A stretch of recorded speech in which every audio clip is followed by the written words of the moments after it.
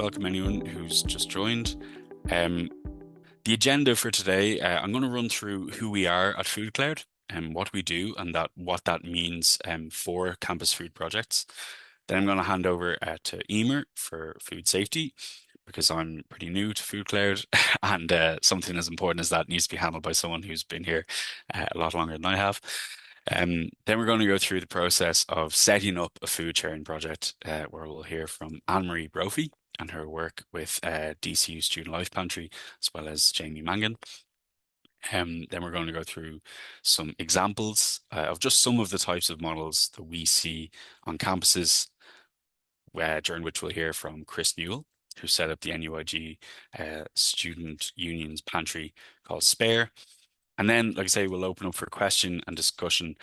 We want to hear from you about your experiences, have you share your successes, maybe some challenges that you're facing, and what the future of campus food sharing projects might look like. And we'll wrap up then at the end by sharing some resources with you. So to kick us off, I want to frame the conversation today around the challenge that we have in front of us, the challenge that campus food sharing projects are addressing. So 8 to 10% of the world's greenhouse gas emissions relate to food waste. The scale and complexity of today's food system means that inefficiencies build up from when food leaves farms to it arriving on your plate. And this results in waste and contributes significantly to greenhouse gas emissions worldwide. The volume of perfectly good food that never gets eaten is up to 40% of all food, and it's a clear symptom of a broken food system. The other side of this is in Ireland, 1 in 11 people are experiencing food insecurity, and up to 37 million people worldwide. To really tie this into campuses, from a report that UCC carried out a year or two ago, they reported that 1 in 4 third level students have gone to lectures hungry. In fact, in a cost of living report that was released just yesterday by NUS USI, Students' Union Organisation up in Northern Ireland, they found that 43% of students are skipping meals up north. All of this is at the same time that 40% of food is being wasted.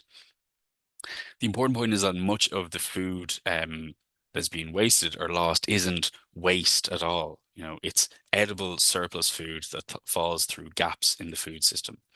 But these are fixable gaps, and addressing them is just one of the most immediate opportunities that we have to reduce emissions while strengthening community food systems. And this is where FoodCloud plays a key role. So for anyone who's not familiar with us, FoodCloud is a non-profit social enterprise that connects food businesses who have too much food with communities who want it. Community organizations and charities share this food with their communities in different ways and for different purposes, but the result is the same. It strengthens communities. Because here at FoodCloud, we believe that feeding one of us strengthens all of us. We provide a safe and practical route for surplus food to reach communities. Surplus food redistribution or food sharing turns these inefficiencies in the food system that I mentioned into opportunity. And by sharing good food rather than wasting it, we can make a meaningful and immediate step to a more circular and community-focused food system. And it shows what's possible when we design systems that value food, people, and the planet. So how do we do all of that? FoodCloud has produced 3 programs or services that simplify and enable safe surplus food redistribution to communities. First of which is Foodiverse. So Foodiverse is an app, it's our technology platform, which is used by retail outlets, growers, farmers, and food producers to offer smaller volume donations of surplus food directly to community groups nationwide.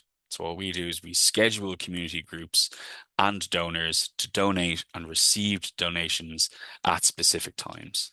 So a donor offers a donation if they have it.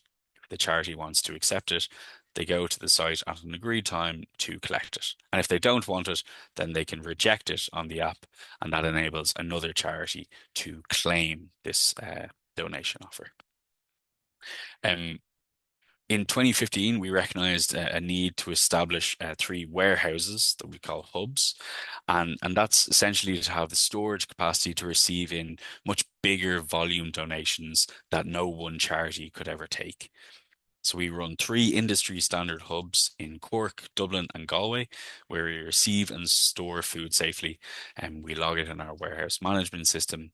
And then our community partners order the food they need through a hub membership program. We also have a fleet of vans that can deliver to partners who may not be able to collect the food. And lastly, we have the Food Cloud Kitchen, where surplus food from hubs is prepared into delicious meals, snacks, etc. And these are then distributed to community groups or at events, such as an event we had earlier this year at UCC.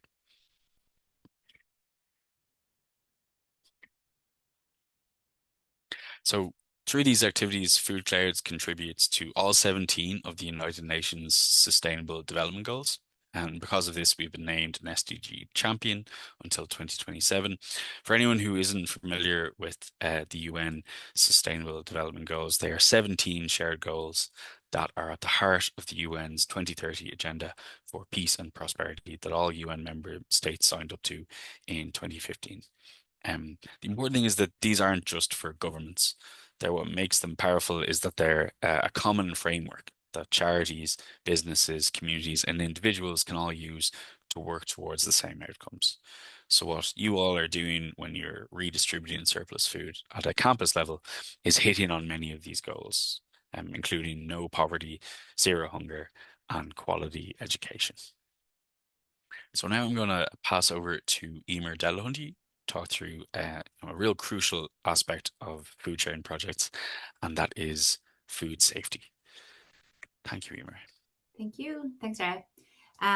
Okay, so you can go on to the next slide there, Dara. We are going to get into the scary part first, so that we get that over and done with before we get into the kind of meat of what's going on. But I suppose the reason for that is because it's very, very, very important, right? Food safety is a big concern when it comes to setting up any food project. But it's often one of the pieces that scares people away very early stages. And what I want to do is kind of go through today what it is we go through with our community partners and what we offer to support community partners to make sure that we could demystify, I suppose, and take away the fear around food safety and kind of regulation around that. For those of you who have any questions in this area, please, our food safety officer is here with us today, Pravina, and she'll be available at the end to answer questions. If you have any questions as we go, please do put them into the chat and we'll get to them at the end. But I'll guide us through this, but Pravina will definitely be the expert to answer the questions at the end. So I suppose the most important thing is to know that from a food safety point of view, kind of there's a lot of regulation there, but it's not insurmountable. And Food Cloud offers a lot of guidance to groups that are setting things up so that it is really important to not let it be a barrier. We want to make sure that we are providing as much support as possible to overcome many of the challenges that might come up along the way. So over the next few slides, we'll go through the main guidance that we provide when we're setting up with community partners. So as a part of the food safety legal requirements, we should comply to regulations mentioned on this slide. Any organizations that are involved in manufacturing, processing, or distribution, which is technically what we're doing with sharing food, is still considered a food business by the HSE. So so they are supposed to kind of meet legal requirements here. So according to the Food Safety Authority of Ireland, all food businesses, whether giving, receiving, storing, or managing donated food, must be aware of their legal responsibilities under food regulation. Food Cloud hubs are warehouses, deal with surplus food, which is stored and distributed through our hubs in Dublin and Cork and Galway. So we are a food bank, technically, taking in food and giving it out to community groups. We are involved in the distribution process. Hence, we must be registered with our local environmental health officers, which we are, with our EHO. Okay. So ultimately, under food laws, you are responsible for ensuring that the food you prepare and redistribute is safe for consumption. And the FSAI clearly states that all food businesses, big or small, whether operating from a business premises or a home or a mobile unit, or a food stall or a pantry style or a social supermarket must be aware of the legislation regarding food safety and food hygiene. Another legal requirement, which is we find really important, and we do kind of support organizations to access it, is food safety training. So level 1, if you're doing food parcels or redistributing food or sharing food in any way, and a level 2 if you're cooking and preparing meals. So we'll speak a lot today around pantry models. Those would require a minimum of a level 1. So these are the food safety requirements that we focus on when we're doing our assessment with potential partners on our onboarding process. So when you register with us, you go through a whole process of onboarding with us, and we will look at all of these with you. So food safety and hygiene training, EHO registration, a HACCP team, putting in place a HACCP team or a food safety team, storage and temperature control, requirements, donation processes to make sure you have that documented from beginning to end, your donation process, documentation and records to keep, and transportation, and looking at that. The first thing to have in place would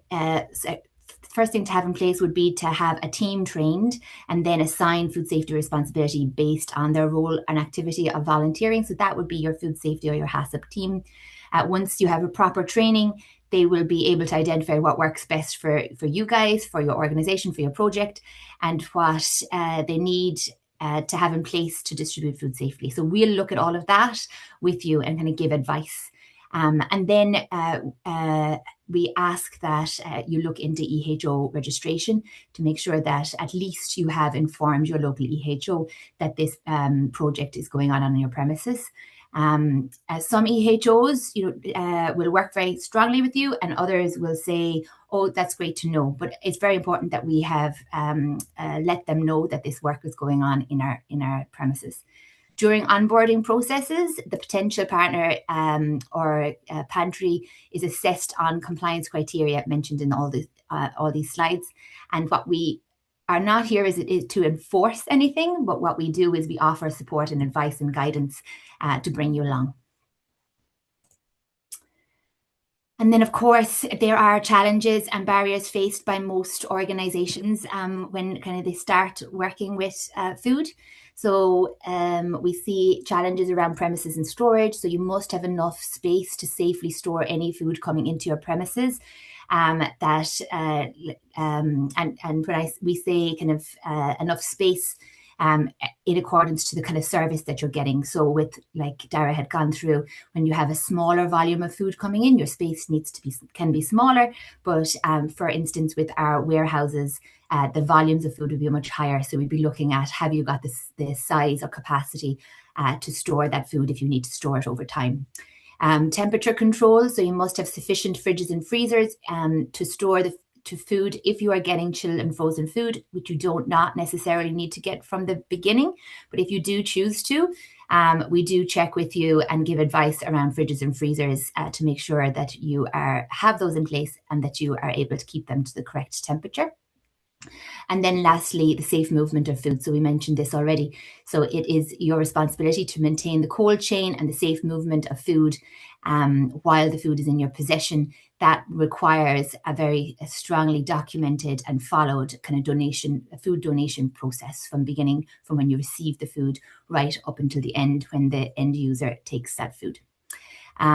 So it is very important to remember to be aware that our food safety team in Food Cloud, who is kind of on hand through the onboarding process, also provides guidance to partners during that process to help minimize any of these challenges. So these are challenges faced by people, but you don't have to do it on your own. There is a team here who will give advice and support, and we have resources that are available. So we have a food safety toolkit guidance doc, which helps all of our partners who need somewhere to go kind of to look up compliance or regulation or all of that, to help them to meet the required compliance in order to safely deliver their food projects.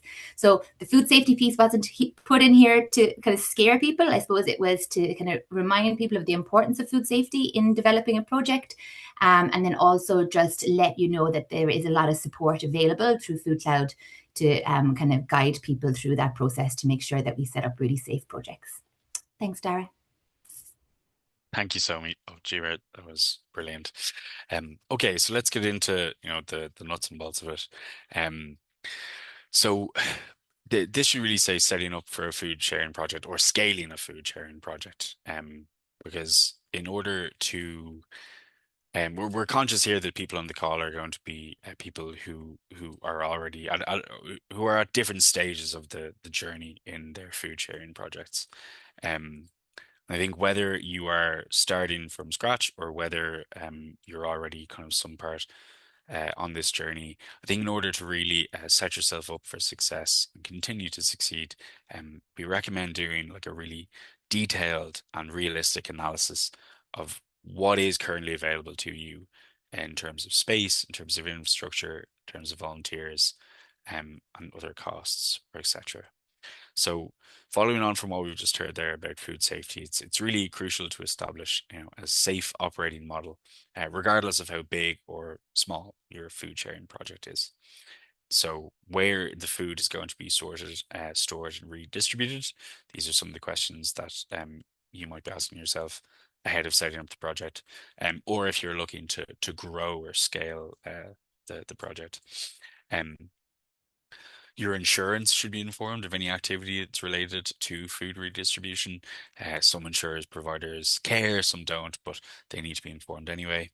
As you said, lots of different food sharing projects don't collect food that is chilled or frozen, and that's all right. But if you are doing it, um, how is it being collected? Do you have access to chilled boxes or bags? How do we ensure that the cold chain is kept, like you mentioned? Um, and where is the food that is going to be collected is being stored? So that's kind of our safe operating model.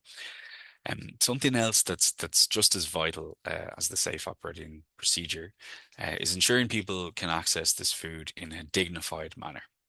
Because people giving and receiving food is a social relationship as much as it's more than just giving people food. And like other social relationships and situations, it's important that people feel respected during that process, that they don't feel shame or other feelings that might stop someone from participating in a food sharing project. So part of this might be thinking about how is your project being framed. We're looking to move away from the language of food banking and food charity, um, and the potential to frame your project as a way to, say, take climate action together or bring students together to improve inclusivity and a sense of community on campus. As I said, food is about more than just feeding people. It's an opportunity for people to take tangible action on reducing food waste and insecurity. And it's a way to give people who volunteer an opportunity to be involved in the student community, to feel included or reduce isolation. Ultimately, it's about creating an environment to share food that is inclusive, that can be fun, that can create the type of community on college that people want to be a part of. And lastly, in this section, so we have our safe operating model and inclusive framing in place. We have to ask ourselves some questions in terms of planning. So something that is crucial for any food sharing project is strong oversight. So asking who has oversight of the project, needs strong leadership and consistent staffing. What resources are available to you, and what food services, where you get the food clump, where you get the food from. Food Cloud is obviously one of your options. Um, and how can we ensure long-term sustainability? Um, and I think the way to do it is starting small or starting at whatever. Um, Once you've asked yourself these questions, starting at whatever is appropriate to the resources, infrastructure, space that you have, moving slowly. Nothing wrong with moving slow with issues like this, making sure you're getting it right and moving forward with a plan. So to kind of maybe answer some of these questions or to tell us a little bit about what this looks like on the ground, I'd like to welcome Anne-Marie Brophy and Jamie Mangan from DCU Student Life Pantry. Anne-Marie and Jamie, you're both very welcome. Um, Yeah. so would you like to just tell us how you got started? What did the beginning of the DCU Student Life Pantry look like? Hello to everybody. I think what started the pantry for us, well, I don't think I know because I was involved from the beginning, was we had sent out a student survey really after COVID to see how students were, how they were feeling, what was happening. Cost of living, accommodation was rising really heavily in Dublin at that stage. So we just put feelers out to see how everybody was. And of that return information we got, 5% of students were saying they were really concerned about come Wednesday, Thursday, how they were going to eat for the rest of the week. The prices of their rent was going up and they were really struggling. So we kind of got together as a union and said, well, what can we do to support? And I don't know if Galway had their pantry at the time, but we went to visit a few pantries and we set up, and we actually, at the beginning, we were actually purchasing food to give to students, which was a great idea and it looked great and everybody thought it was the best thing. But there was a little bit of stigma around it and we didn't have the same kind of uptake that we originally thought we would have. Then Podge, who's my colleague, who's obviously not here today, unfortunately, he's in China. He got in contact with Food Cloud. And like that was a real turning point for us because we came in big then from sustainability, like grab and go, don't waste it, use it. So we were able to sell it to everybody at that stage of a different angle. It wasn't a case of you were coming into us because you couldn't afford to buy food. It was a case of you were doing something to help the environment. And students really bought into it for us, which was great. We'd have a stage where at some stage when the delivery came in, it would be down in one. Sorry. Okay, someone else. We did have a stage, like at one stage, we'd have a whole day where everything was sold out, and we couldn't figure out how to balance that with all the students that we have. So we now operate on a ticketing system, which I'll let Jamie explain because he uses it on a day-to-day basis. So we were able to ticket who was coming in, who was coming out. We were able to identify students as well that might need that little bit of extra help. So in all, it was really good information for us and good feedback because we were able to collate it in black and white. It wasn't just what we thought. Um, I do think if I was setting up again, as I was saying that to Dara, if I was starting again, things like with our international students, they didn't really understand the whole best before date or use by date thing. So we produce some decor within our pantry to make that an understanding for them because they just didn't really get it. And we were getting letters that they thought we were trying to kill them, which I know sounds funny. But if you're a student in a different country and you don't know what it's all about. So we did set up posters, as you can see there, and set them up. We then started taking on board the veg on a Wednesday and the growers market, which was great. But again, when you're trying to hit everybody, people didn't understand that you didn't just boil a potato. So as you can see there, we set up QR codes and we gave all different ways that you could use the potato to encourage people to come and shop with us in theory, do you know, that kind of way, and get use out of Yeah. all the food. So we weren't throwing it away at the end of a week, do you know, that kind of way. So it was really good like that. We also did some food demonstrations because if you've ever been in our building, we've got a steps. So we did some food demonstrations on the end of that throughout the term using the food from the pantry. So that was another good thing that we did there. Our pantry is right in the middle of our student centre. We have a student centre and it's right in the middle of it. So it's accessible for everybody every day. It's not a case of I have to go there to go to the pantry. It's right in the middle of the building that everybody is in. So we operate like 12 to 4 every day. So it's been really good. It's been really successful for us, do you know, that kind of way. On our ticketing platform, we issue about 700 tickets a week. And Wow. so that's a really good uptake for us. We also have two other campuses. And what we have done is divide a click and collect.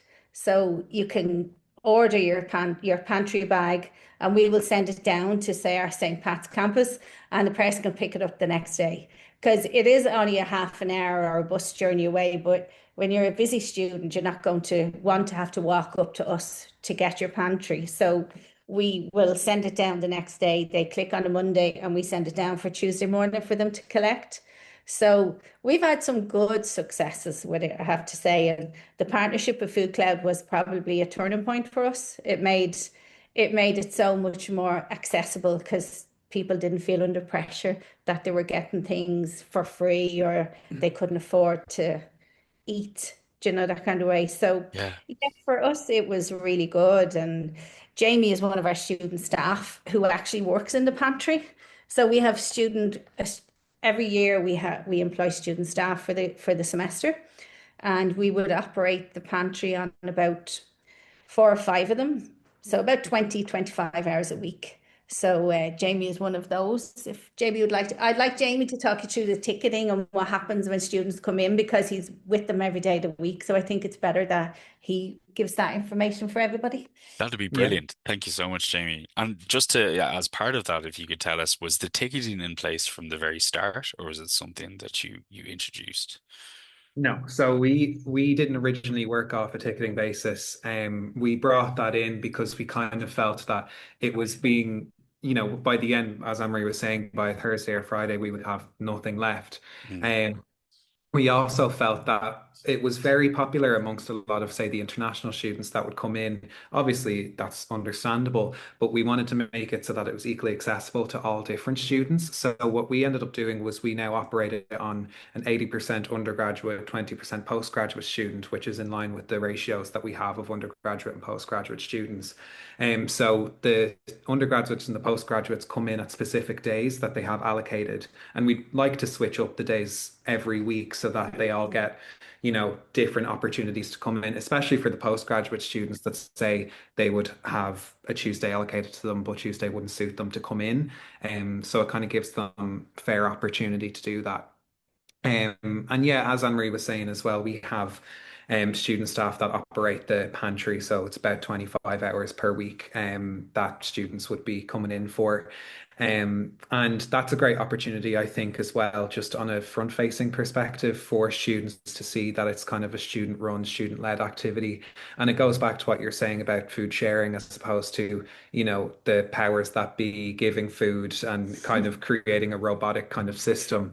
And it also is helped by the fact that it's within our student center as well, and kind of adds to that social atmosphere and kind of destigmatizes the whole, food sharing and all of that stuff.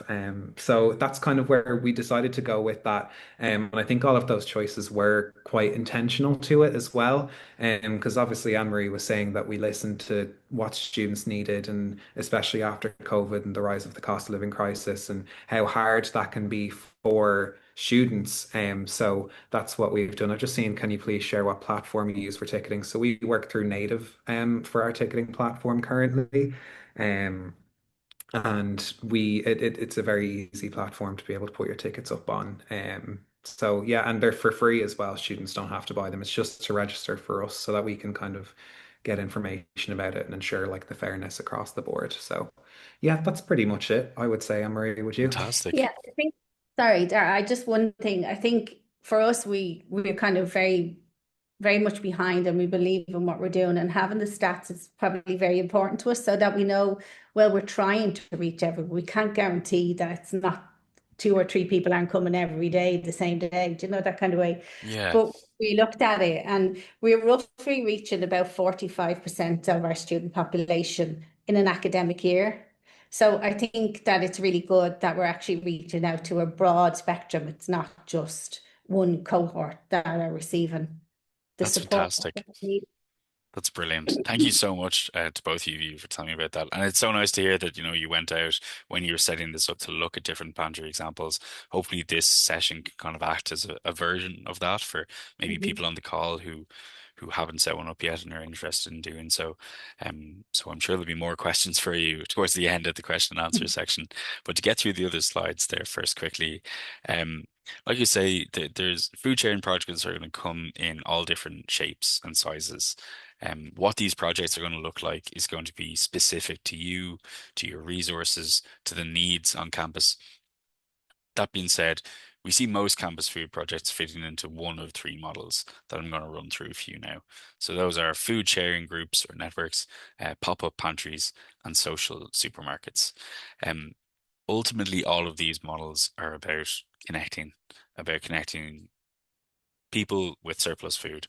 And some projects may start off as, one of these kind of first models and move towards a pop-up pantry model or a social supermarket model, and others may not. That's totally fine. At the end of the day, as long as food is being shared, in a safe and dignified manner, that's what matters. So by food sharing network or group, what we mean is a campus project where surplus food is collected and redistributed in quite a short period of time. Food is collected from agreed pickup station, which is typically a supermarket, and usually using Foodiverse or the Food Cloud app. An example of this, of a really successful one that has been running for many years, is in TUS Athlone. I'm not sure if Massimiliano is on the call today. Hopefully we can hear from him later on. I think he's also in China. There must be something good going on over there. But it was started by the TUS pastoral team. And what started off as kind of 3 nights a week of their service, which essentially involved signing up to Foodiverse, the Food Cloud app. What happened is they will receive a notification at around 8 p.m. in the evening that surplus food is available to collect from a Tesco in Athlone. And what they collect can change from day to day. It might be bread, vegetables, chilled products, cereal, various different things. And over the years, that has grown from 3 nights of those operations a week to 6 nights a week. And I was seeing in a video that he shared with me that, through the work of him and other dedicated volunteers, they've made over 2,000 collections. That's over 140,000 surplus meals equivalent redistributed. And what's really nice is their project not only reaches the student community, but families and others in the vicinity in Athlone, which, connects the campus to the wider community. Another part of this is, they're responding to lots of different changing factors. So while they are limited to what the store has available on the day, these projects have a really amazing impact, as you've just heard, with the community. They're a fluid service that adapts very quickly to the circumstances. Because of the nature of the food supply is random, you only really find out what's happening on the day. But the figures speak for themselves. Over 140,000 surplus meal equivalents redistributed is it's really brilliant. So the next type of food project we're going to look at is more of a pop-up style student pantry. So these would be characterized by, food being shared from a regular space that is not purely dedicated to food redistribution, like the social supermarket we'll hear about later on. Maybe the space shares space with another function. I've only graduated from TUD last year myself, and I know that space on college campuses is really at a premium.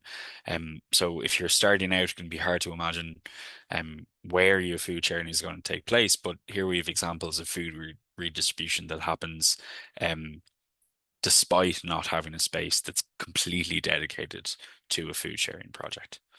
Another important aspect of this is that food is collected either through the Foodiverse app or in many cases from one of the Food Cloud hubs.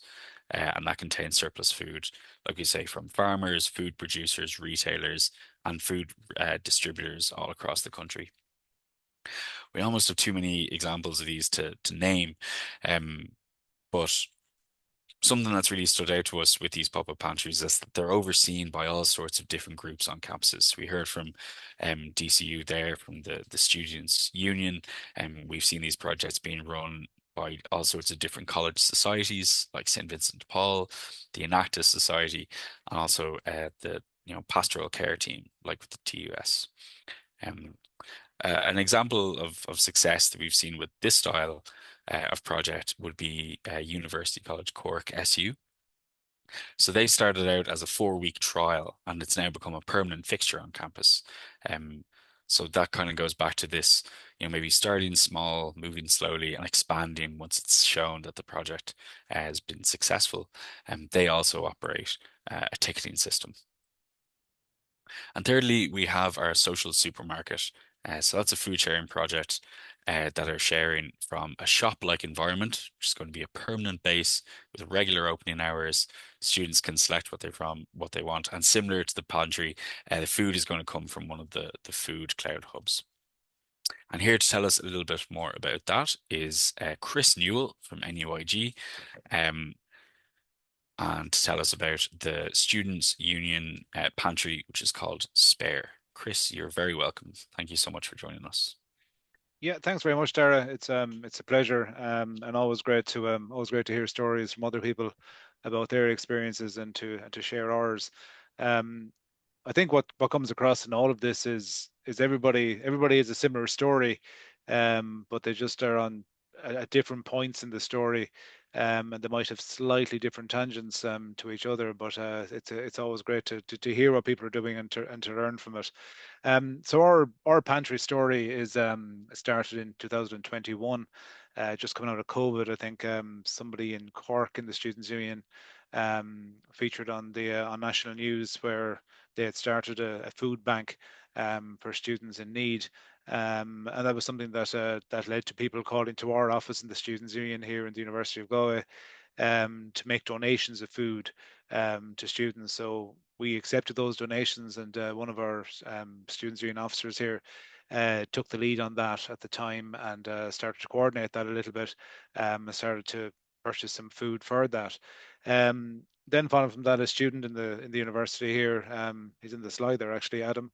Adam is from Donegal, and his mum is involved in a community pantry there.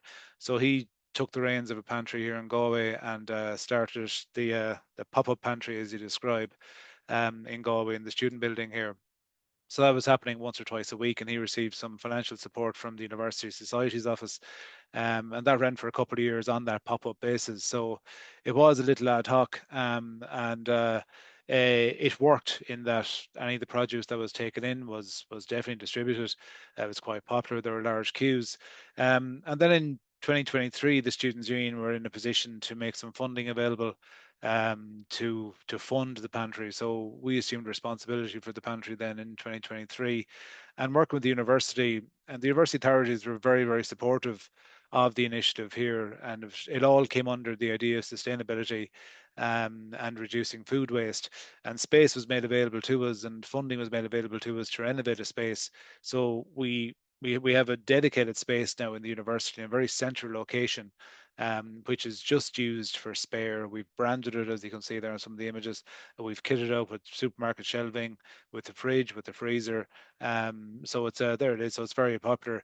The location of that space is actually it's probably the heaviest footfall area of the campus, and that was something that we were delighted about because when we talked about a permanent space, we really pushed for the idea of a space that wasn't hidden away, that that would be very much front and center, a bit like what Anne-Marie was saying about DCU, was that it would be a case of this would be a normalized idea of reducing food waste, that it wasn't hidden away, that there was no stigma attached. So we've been running that since September 24, I think, is when we opened that space.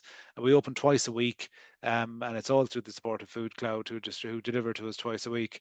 And I think I had some figures there that of 2025, 2026 to date, we have had over 14,000 unique visits, and it's been nearly 2,500 individual students who would make up those visits. So we use a booking system as well. It's a bespoke platform here that's used in Galway. It's called Your Space. I think some other universities might have it for managing clubs and societies activity.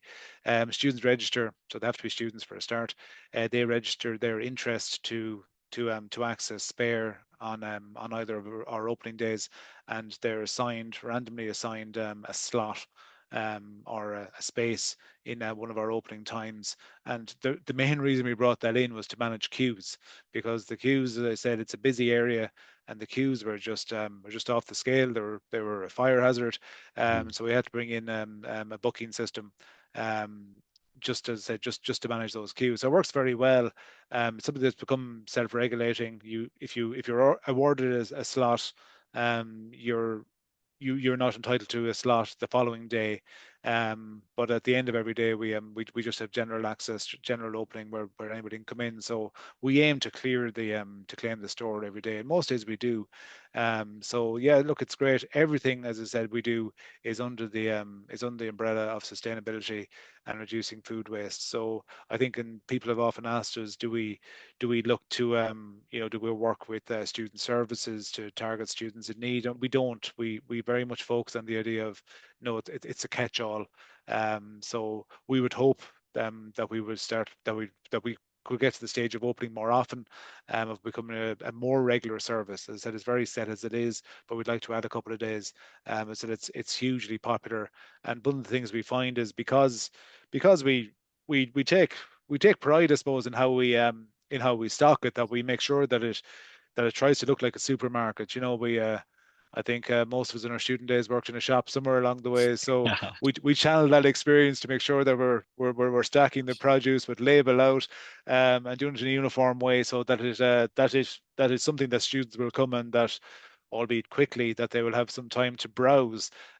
We provide tote bags. We encourage students to bring their own tote bags. We provide our own branded tote bags as well. They're branded with Spare and the Students' Union. So we encourage students to come along, and I suppose is like that is to shop. So yeah, it's like I said, it's very popular, it's very positive, and it's just a good news story. And one of the things we find from the university authorities especially is that it's the good news story of sustainability. And in the days when, this is very much it's very much a popular topic. It's great that we can. I'm looking here at the stuff, and this is all provided by Food Cloud. The stats of 51,190 kgs of food saved, 121,000 meals. Like, it's just fantastic for us to have that kind of stuff to share out in social media, and everybody loves it. That is great, and that is something that we've heard from other from TUS as well. That having those metrics really shows that you can have, tangible change, like you say, in an area that we want to feel like that we're contributing and doing something. So thank you so much for that, Chris, and for telling us about Spare Student Pantry. Um, okay, so you've heard from us here at Food Cloud, and you've heard from two really wonderful campus food sharing projects, DCU Student Life Pantry and Spare Students' Union Pantry at NUIG. I'd like to open it up now to the floor to everyone. We want this space to be a forum, where you can ask our speakers questions, ask each other questions. It's your chance to learn from each other and highlight maybe aspects of food sharing projects that haven't been discussed yet today. At the end of the day, you're the experts of your own project. So I'm going to stop sharing my screen now so we can all look at each other. Claire, we have a question from you there. So if you want to go ahead, that would be great. Great, thanks. I must get your details because I'm TU Dublin. So I work in the student volunteering, it's a program, and we help the SVP Society and Enactus with their delivery and redistribution of the Food Cloud food. One thing we don't do where we differ is the ticketing system, and I think we are a little bit more in our infancy than DCU and Galway. I'd love to know a little bit more. Maybe it's better if you guys, Marie, Jamie, Chris, if you're able to possibly email me, if I put my email in the chat with details of how that ticketing works, because I imagine there's some intricacies in there. That might be a little bit too much for this call, but I would be really interested in hearing more about that.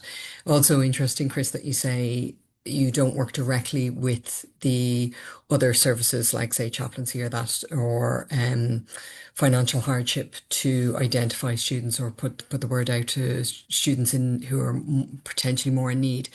This is something that's come up for discussion with our various staff and student leaders as well. Is that something that people think will change, say in DCU or in Galway or in Cork or Setu, or is that a pointed decision and you're happy to keep it at that? Claire, we don't actually work directly with students that are in dire need. They're dealt with through our student supports and services, which, are outside the realm of the student union. But what we do is we allocate tickets to the student support and services, so they will give them out to students.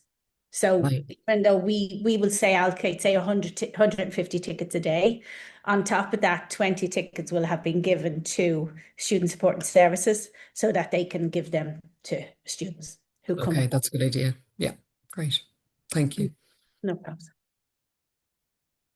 Yeah, I think, Claire, it's a very conscious decision on our part not to this sounds strange, not to work with the university sports. Look, I suppose I should say from the outset is that we're very lucky in Galway that there are excellent people working in that area in the university, who would work very closely with students who are in need. And I think that most students know about those supports and know that there's an open door there. And then from our point of view is by making it available to everybody, as I said, it's a wide net. I'm hopeful and optimistic that we would catch a lot of people in that net who need to access that service, but who can do so like everybody else under the guise of the environmental and sustainability bit. As I said, we've 2,059 individual students have used our service since September, so that's quite a high proportion of students to be on campus. So I'd be hopeful, as I said, maybe blindly, but I'd be hopeful that would include a lot of people who need it financially, as well as those who are just interested in reducing food waste. Okay, great. Okay, thanks, Chris. Thanks, Anne-Marie. Thanks, Jamie. I do have one further question, but I see somebody from MTU has a question, so go ahead. Thanks so much, Claire. We'll come back to that at the end if we have time. And like we say, we'll put our email into the chat, and anyone with other questions that don't get reached in this time can ask. So yes, we have Vicky from MTU asking, how do DCU and the University of Galway manage food collections or accepting deliveries from a logistical point of view? As this is an area we've somewhat struggled with while managing our food sharing project. Chris, Anne-Marie, or Jamie, or if anyone else who is running a project on campus wants to throw up a hand and speak about it, as much as I want to keep hearing from yourselves, Chris, Anne-Marie, and Jamie. But if there are any other food sharing projects represented, and you want to come in this either, please throw up a hand. That'd be great. But in the meantime, Chris or Anne-Marie, if either of you want to come in Yeah, on I can this, also answer that as well, or because we have Claire, if it you're happy across to. four. Yeah, so we run the food pantry with Food Cloud across 4 campuses, and we've got a nice comparison then between the 4 campuses within ourselves. So what I would say is that for us it's really important to have a good relationship with the porters. So it's all student run, volunteer run, I must say. Like, they're not paid, they're not student staff. And so if they have class or something comes up, we can't necessarily always just depend on the students. And then sometimes if our porters have time, they'll even load up the cupboards for us. So we have a number of cupboards on each campus that obviously that Pravina has ratified as okay. And then I would get a shout from the porters if they don't have time to get somebody to go down and pack them up. What I will say is something to be aware of is one mistake we made is our pantry in Grange Gorman is in the canteen space. TU Dublin own it. We own the building, but there's a contractor who rents it out for a period of time during that day, and we run the food pantry after they've left. But let's say it got tense because deliveries were coming in while they were running their canteen service. Right. Food at certain times was potentially being left in boxes on tables. They got very worried about food safety and also just not feeling full ownership over the space while they were renting the space. And I think looking back, the catering manager didn't feel involved. So it didn't feel like we'd asked or any of our opinions. Somebody who'd worked in the catering sector for donkey's years hadn't really been consulted. So I think there was that element of it as well. So it's just to be aware of who are the potential stakeholders who would like to know what's going on, who might also help. I think the porters were actually happy to be asked because they were curious. But they're also just a lovely bunch of people as well who get students and think that it's a great initiative for students. And then sometimes when there's food left, like say now when they're all doing their exams, we'd say to the porters, grab something or whatever there as well. So that's how mostly operates in TU Dublin, if that's helpful. That's hugely helpful, Claire. Thanks so much. Really comes back to that, when you're doing your detailed and realistic analysis of what resources you have. And like you say, if you don't ask, you don't get. And I think it's great to hear that people are so keen and interested to be involved. We have a lot of interest in our ticketing system here. So we've questions there from, I believe it was mentioned that Native is free to use, Jamie. You can correct me on that otherwise. And Laura from MTU also asks, do students have to use an app to access Native, or is it a link? So is it, I suppose, just for many so people who don't have smartphones, can it be accessed on laptops? And are tickets issued automatically, or do you need someone in the background to assign or approve them? Yeah, happy to answer that. So Native is the ticketing platform that we would use not just for the pantry, but all of our club and society activity and, any events that are run by the Students' Union or DC Student Life or anything like that. So we do have to pay ourselves to use it. However, for the pantry, we do not charge the students to get a ticket for the pantry. And then in terms of how the tickets are allocated, it's completely accessible on your phone. So what they do is we link that with our website. So they'll go on to DC Student Life, see what's on, and it'll say the pantry week, whatever week we're in for the academic term. They click onto it, fill in their information, sign into their account if they have one, and then they can get sent an email with the ticket, and that QR code is scanned then. So it's really easy for students to access. And what we've also done as well to stop students having to stand and, search it up, oh, I can't find it anywhere, is we've actually printed out a QR code with the pantry link straight to it. So you can just stand at the door, scan the QR code, and then go straight to the tickets. And then in literally 30 seconds to a minute, you have a ticket in your email that can be scanned by one of us. Also really handy as well for the student staff that are working at the pantry is they have an app that's a ticket scanner app as well. So we can you can monitor from an admin perspective, you can monitor what permissions certain accounts have that are linked to it. So we have our organization and different users within the organization, and you can monitor and allocate different permissions. So we give all of our student staff permission to the pantry, and then they can scan the tickets on their phone.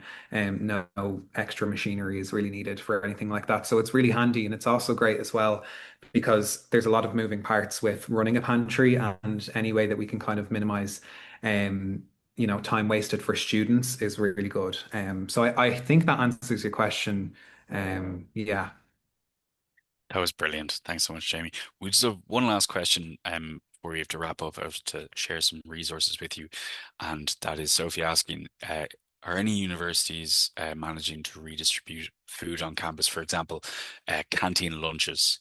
So I imagine this would be hot food as opposed to receiving food through, a retail outlet or Foodiverse hubs. Don't know if anyone. Sorry, I can hello. unmute myself if you want. I meant cold lunches as well. Those Okay, pre-packed cold lunch as well. sandwiches that Brilliant. don't get sold. We bin those obviously because we can't. We did get onto our catering department, and it's not an option. Okay. So all that gets binned. But I don't know if any So cold or universities, pre-packed lunches as well. even the yeah, are Totally they get you. managing to Thanks, get Lauren. rid of that waste? We did work with oh, sorry, apologies. No, it's okay. Sorry. No, Just say yeah, I'm thanks, a Rosie. Ulster University student union, and we have a deal with our campus catering company that we get. It's only sealed sandwiches, so it's not any of the hot food. But if they have any sealed things that at the end of the day they haven't sold, they do gift us. And we have fridges in the union that we store them in, and we sort of put it on our socials for students to just come and take what's there. So it's a bit more ad hoc than I think some of the other stuff that's being discussed. And we're keen to sort of grow the provision that we have, but we do that kind of thing that you're talking about at the moment. Fantastic. That's Yeah, wonderful. we do the same with our restaurant. We started it last year it was. So they at the end of the evening they'll lock up at like 5 o'clock. If there's anything hot, they'll just bring it over and leave it at the desk, and we'll just put it on socials and people just come and collect it. It works. Brilliant. That's great. Vicky, you've a question there. This is our last one. I'm afraid that's all we'll have time for. No, it's actually not a question. Oh, It's okay. just, No worries. sorry, what we do. So a catering company on one of our campuses, the Bishopstown campus, if there is food left over after lunchtime, they have a fridge in the canteen where they actually sell those meals, but they sell it for something like €1 or €2. Ah, So it's open to everybody. So everybody gets to avail of it if they wish. But in general, it's the information, or it's advertised through channels where there is supports and known students who might need to avail of the service. So I suppose they're targeted, if you like, but really it's available to everybody. So it's kind of that open, it's making sure that there's no food waste, but it's been made available to those who need it as well. I that's love that fantastic. option. I did float that as well, but our catering department said everyone will just wait till 3 o'clock and eat for half price. So it's very hard to You, get those initiatives actually in action. So well done. yeah, you can show. There was fears of such a thing from our catering company as well, but actually it wasn't. It didn't come to fruition, so they're really happy to run it. That's great. That's really wonderful to hear, Vicky. Okay, I'm conscious of time now, so I'm going to go on to sharing resources. Quickly, I'm just going to share a short Zoom poll. It's just 3 questions there that'll be live now until the end of the call. Essentially, just to get an idea of whether this is something that you would like to do again. It's been wonderful hearing all of the questions from everyone here. So while you're filling that out, I will quickly go through our resources that we have on hand. So I just want to wrap up by reminding everyone that we're here to support your food projects, not just by connecting you with surplus food, but by supplying you with the learning resources on how to set up, scale, and run successful food sharing projects. So we have a food sharing project toolkit that Emer mentioned at the start of the call. That's an in-depth practical toolkit with resources for setting up and delivering and sustaining a food sharing project, with practical tips and lots of real world advice from our community partners. We also have a number of really very lovely video and written case studies. Really brings the work to life and shows what's being done. All of the videos are available on website and YouTube channel. And just answer one of the questions in the chat, we can email on a copy of these slides after the call. And food safety, as we said, there's heard different things about food safety there. We've really quite a lot of resources available to help and support you through this section of the journey. So thank you to everyone who joined. It was really lovely to hear these stories about what's happening around the country. I think it's really clear that there's fantastic work that's going on. So thank you so much for taking the time and joining us. We'll see you all soon.